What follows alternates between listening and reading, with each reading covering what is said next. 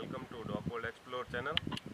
And today we will talk about the book of 0 to 1 Peter Thiel with a Black Master Notes on Startup. Startup के लिए ये book लिखी गई है, how to build the future. Future के जो products है और कंपनीज है कैसे बिल्ड होगी और उनमें किन किन चीज़ों का ध्यान रखना चाहिए, वो सारी चीज़ें आपको इसमें बताई जाएगी। उसमें से एक इन्होंने 11 चैप्टर है, उसमें लिखा है if you build it will they come. क्या आप जो बना रहे हो उसके लिए, वो ख़रीदने के लिए, वो आपके प्रोडक्ट को यूज़ करने के लिए क्या लोग आएंगे?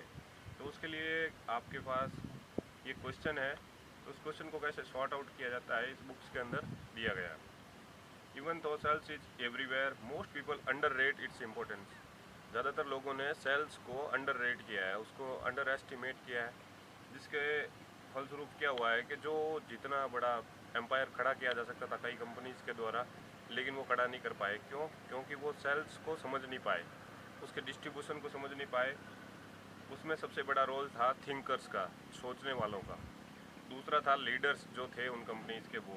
तीसरा था अचीवर्स, जो उस रिज़ल्ट को अचीव करने वाले थे। तो ये तीनों चीज़ें ए शिप के अंदर नहीं सेटल हुई। तो sales people and consultants gets a B ship. Salesman आता है बी शिप में है। फर्स्ट शिप में आते हैं thinkers, leaders and achievers, and B में आते हैं सेल्स पीपल और कंसल्टेंट जो कंसल्टिंग करते हैं बिजनेस की, आपके प्रोडक्ट की, वो।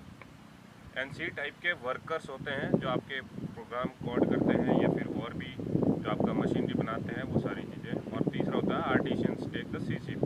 The B ship leaves first, जबकि बी शिप जो सबसे पहले छोड़ेगी आपको चीज़ें, ठीक है। It's all passengers rejoice vainly but the sales people don't realize they are caught in a rush.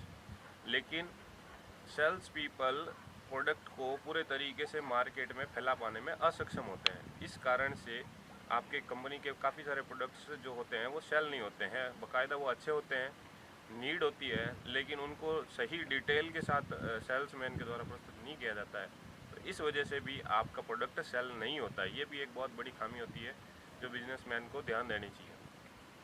अब उसमें आपको सेल्समैन को सबसे बड़ी चीज़ है, सबसे पहले ट्रेनिंग होनी चाहिए, उसका फॉलोअप होना चाहिए, उससे बार बार फॉलोअप, इंटरव्यू, फीडबैक होना चाहिए कस्टमर के द्वारा कि कस्टमर एक लाइफ टाइम, एक आपका कस्टमर है आपके ब्रांड का, तो वो किस तरीके से चीज़ों को देखता है, कैसे फील करता है, वो सारी चीज़ें महसूस होनी चाहिए एक सेल्समैन को भी। अगर वो सेल्समैन अगर ये चीज़ें कर पाता है तो वो आपके प्रोडक्ट को बहुत इफ़ेक्टिवली तरीके से मार्केट में मार्केटिंग कर पाएगा और सेल्स कर पाएगा, और डिस्ट्रीब्यूशन जो नेटवर्क होता है उसको भी सॉलिड कर पाएगा।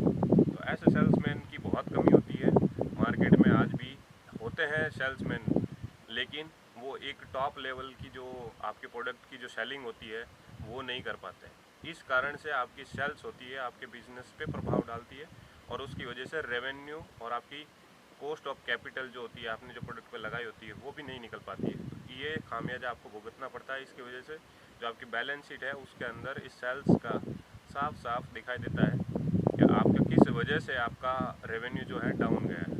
तो इन चीज़ों का ध्यान रखना चाहिए आपको। मार्केट में आप जब जाते हो तो आपको प्रोडक्ट का पूरा पूरा ब्रीफ होना चाहिए, डिटेल्स होना चाहिए एवरी, और कस्टमर का भी आपको पूरा पूरा नॉलेज होना चाहिए। जब आपका सेल्समैन जाए तो उसकी सबसे पहले ट्रेनिंग होनी ज़रूरी होती है। तो ये सबसे बड़ी चीज़ें इसमें बताई गई है। इसमें नीड्स क्या होती है एक सेल्समैन की, ये सारी चीज़ें, और भी है, जैसे सेल्स की हिडन जो सीक्रेट्स होते हैं वो क्या क्या है, उसकी प्रायोरिटी क्या है, और परसुएशन जो स्किल्स होती है वो कैसी है, ये सारी चीज़ें आपको ध्यान रखनी है और एक सेल्समैन को अच्छे से ट्रेंड करना है। Thank you very much. इस वीडियो में इतना ही, अगले वीडियो में और बात करेंगे हम सेल्स के बारे में। Thank you very much.